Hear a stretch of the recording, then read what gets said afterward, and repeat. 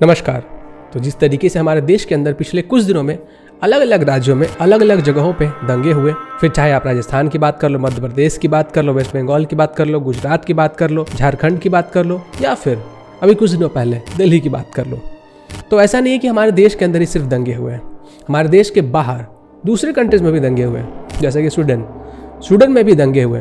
लेकिन ये जो दंगे हुए हैं वो क्यों हुए हैं और इन दंगों के पीछे कौन लोग शामिल हैं, चलिए हम लोग आज इसी के बारे में जानेंगे और डेटा और फैक्ट्स की बुनियाद पे ये भी जानने की कोशिश करेंगे कि ये जो दंगे हुए हैं उसका ओरिजिन क्या था और क्या ऐसे दंगे फ्यूचर में भी हो सकते हैं। स्वीडन जो कि टॉप 10 कंट्रीज में आता है जहाँ के लोग बहुत ही ज़्यादा खुश हैं, क्योंकि वहाँ पे जो लोग होते हैं वो आपस में लड़ते नहीं हैं, वहाँ के लोगों को रिलीजियस फ्रीडम है और वहाँ पे दंगे नहीं होते हैं। बट पिछले 2-3 सालों में स्वीडन के अंदर 2 बार दंगे हो चुके हैं। दरअसल हुआ ये कि स्वीडन के एक पॉलिटिशियन है जिन्होंने हाल ही में कुरान के एक कॉपी को पब्लिकली जला दिया और इसी के बाद वहाँ के जो मुस्लिम्स थे उन्होंने दंगे शुरू कर दिए।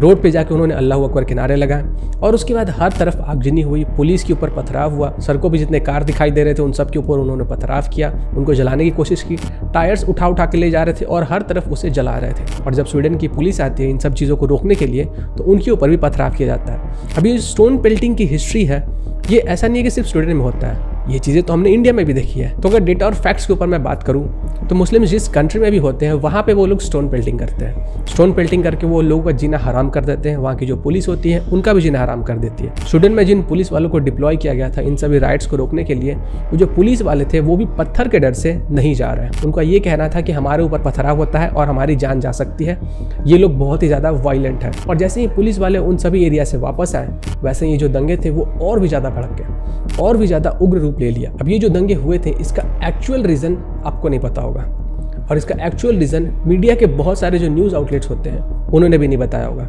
ना वो कभी बताएंगे। तो ये चीज़ें मैं आपको बताता हूँ। दरअसल ये जो दंगे हुए इसके जिम्मेवार खुद स्वीडन की सरकार है। अब ऐसा मैं क्यों कह रहा हूँ, आने वाले 2-3 मिनट में आपको समझ में आ जाएगा। इन सब चीज़ों को समझने के लिए हमें टाइम मशीन में थोड़ा पीछे जाना होगा। जब सीरिया और इराक में बॉम्बिंग चल रही थी तो सीरिया इराक से जितने भी मुस्लिम रेफ्यूजीज थे वो लोग स्वीडन की तरफ निकल पड़ते हैं और स्वीडन की जो गवर्नमेंट होती है वो भी इनका स्वागत करती है। स्वीडन की गवर्नमेंट का ये कहना होता है कि हम लोग सीरिया और इराक से जितने भी मुस्लिम रेफ्यूजीज हैं उनको अपने अंदर शरणार्थी बनाएंगे, अपने देश में उनको जगह देंगे, उनको खाना देंगे, पानी देंगे, जॉब्स देंगे। तो इस कारण से जो सीरिया और इराक के मुस्लिम्स होते हैं, जो रेफ्यूजीज होते हैं, वो वहाँ से स्वीडन शिफ्ट कर जाते हैं और बहुत बड़े तादाद में आते हैं। अब जैसे ही ये जो रिफ्यूजीज होते हैं वो स्वीडन में घुसते हैं, उसके बाद साल दर साल धीरे धीरे करके वहाँ का जो क्राइम रेट होता है वो बढ़ने लगता है। जहाँ पे स्वीडन टॉप 10 हैप्पीएस्ट कंट्रीज में आता था, जहाँ पे स्वीडन के अंदर क्राइम रेट बहुत ही कम था, वहाँ पे क्राइम बढ़ने लगते हैं, बलात्कार होने लगता है, लोगों की हत्या होने लगती है।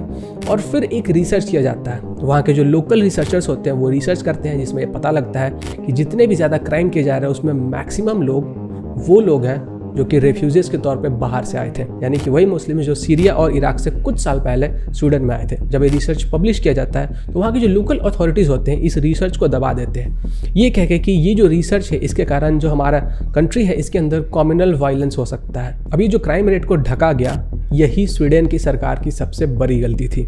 उन लोगों ने क्राइम रेट को ही ढक दिया। स्वीडन की गवर्नमेंट ये एक्सेप्ट ही नहीं करना चाहते थे कि बाहर से जो रिफ्यूजीज मुस्लिम्स स्वीडन में आ रहे हैं वो लोग ये सब काम कर रहे हैं, वो लोग वायलेंस बढ़ा रहे हैं, वो लोग बलात्कार कर रहे हैं, वो लोग हत्याएं कर रहे हैं। अब इसके बाद स्वीडन की जो गवर्नमेंट होती है वो फिर से अनाउंस करती है कि हम लोग और भी मुस्लिम्स को अपने कंट्रीज़ में लाएंगे, उनको जगह देंगे, उनको खाने पीने के लिए देंगे, उनको जॉब्स देंगे। तो इसके बाद जो मुस्लिम्स होते हैं वो और भी ज़्यादा तादाद में स्वीडन में घुसने लगते हैं और इसी से तंग आकर जो अपोजिशन के पॉलिटिशियंस होते हैं वो ये कहते हैं कि हम लोग अब इन रिफ्यूजीज़ को अपने कंट्री में नहीं ला सकते हैं, हमारा कंट्री इसको झेल नहीं पाएगा। ऑलरेडी जो क्राइम रेट है वो बहुत ज़्यादा बढ़ चुका है और यही जो मुस्लिम रिफ्यूजीज़ होते हैं इनके खिलाफ प्रदर्शन करने के लिए जो अपोजिशन के लीडर्स होते हैं वो प्रोटेस्ट करते हैं और प्रोटेस्ट को दिखाने के लिए 2020 में कुरान की एक कॉपी को जला देते हैं। अब यहाँ पे एक चीज़ मैं क्लियर कर देना चाहता हूँ कि कोई भी अगर किसी रिलीजियस बुक को जलाता है तो वो किसी भी हिसाब से सही नहीं है। तो जो कुरान की कॉपी को 2020 में जलाया गया इसी के बाद दंगे शुरू होते हैं।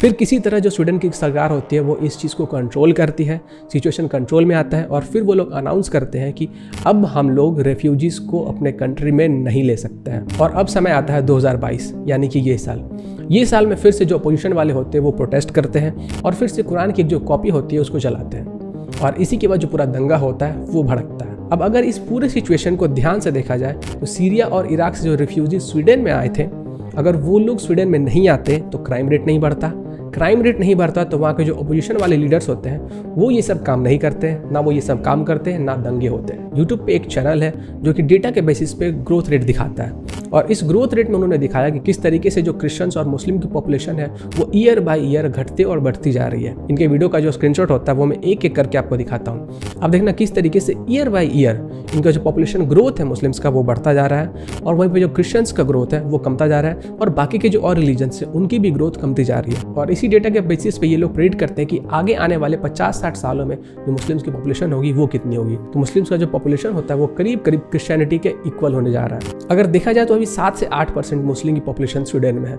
अगर ये बढ़कर किसी दिन 50 या 60% हो जाए तो उसके बाद क्या होगा? क्या स्वीडन टॉप 10 हैप्पीएस्ट कंट्रीज में आएगा? क्या स्वीडन में दंगे नहीं होंगे? स्वीडन में वायलेंस नहीं होगा? स्वीडन में क्राइम रेट कम हो जाएगा? क्या होगा? आप अपना ओपिनियन कमेंट करके जरूर बताइएगा। ठीक इसी तरीके का पैटर्न हमने इंडिया के अंदर भी देखा। जैसे जैसे धीरे धीरे करके मुस्लिम्स का जो पॉपुलेशन कश्मीर में बढ़ा तो वहाँ पे कश्मीरी पंडितों को भगा दिया गया, मार दिया गया, या फिर उनको कन्वर्ट कर दिया गया। ठीक उसी तरीके का पैटर्न हमें केरला के अंदर भी देखने को मिला। ठीक उसी तरीके का पैटर्न हमें वेस्ट बंगाल में भी देखने को मिला। और अब जो म्यांमार से रोहिंग्या मुस्लिम्स आ रहे हैं वो इंडिया के अंदर भी कुछ ऐसे ही काम कर रहे हैं। वो भी वायलेंस इंक्रीज कर रहे हैं, दंगों में उनका हाथ होता है। अभी दिल्ली के अंदर जो दंगे हुए उसमें वो लोग शामिल थे। पिछली बार जब एंटी-सीए प्रोटेस्ट हो रहा था उसके बाद जो दंगे हुए थे उसमें भी वो लोग शामिल थे।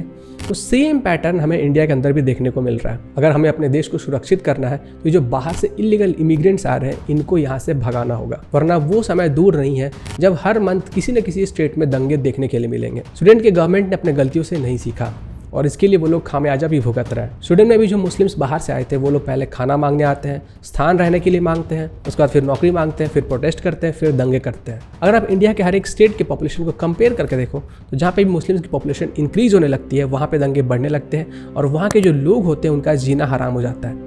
जैसे कश्मीर, वेस्ट बंगाल, केरला। तो इंडियन गवर्नमेंट को सबसे पहले 2 काम करने चाहिए। सबसे पहला काम ये कि ये जितने भी म्यांमार से आए हुए रोहिंग्या मुसलमान हैं इन सबको इस कंट्री से बाहर निकाला जाए, और दूसरा ये कि यूनिफॉर्म सिविल कोड को पूरे कंट्री के अंदर लागू किया जाए।